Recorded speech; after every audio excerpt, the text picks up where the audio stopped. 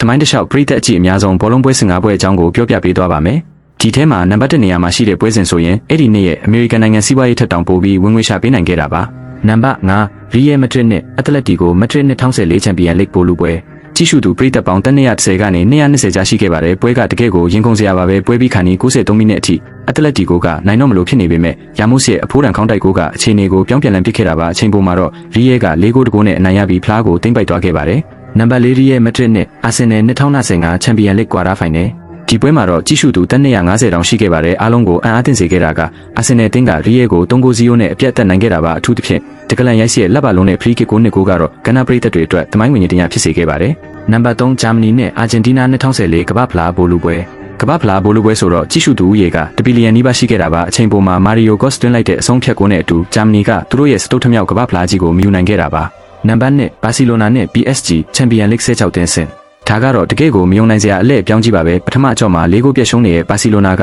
ဒုတိယအကြော့မှာ6ဂိုးတကိုးနဲ့ပြန်နိုင်သွားခဲ့တာပါဒီပွဲကိုတစ်ကမ္ဘာလုံးကလူပေါင်း1.5ဘီလီယံကြည့်ရှုခဲ့ကြပါတယ်ဒါဆိုနံပါတ်1ကဘယ်ပွဲဖြစ်မလဲဆိုတာတင်သိပါသလားခံမှန်းပေးခဲ့ပါအောင်သမိုင်းတစ်လျှောက်လူကြည့်အများဆုံးအဖြစ်တရားဝင်စံချိန်တင်ထားတဲ့အဲ့ဒီပွဲစဉ်ကဘယ်ပွဲလဲဆိုတာတင်သိရင်ကွန်မန့်မှာရေးပေးခဲ့ပါအောင်အခုလိုစိတ်ဝင်စားဖို့ကောင်းတဲ့ဘောလုံးလောက်ခဲ့တဲ့အခိုက်အတန့်ဗီဒီယိုတွေကိုတင်ဆက်ပေးသွားမှာမလို့အကောင့်လေးကို follow လုပ်ပြီး Yonero ရဲ့ပရိသတ်တယောက်ဆိုရင် CR7 လို့မှန်သွားပါအောင်နော်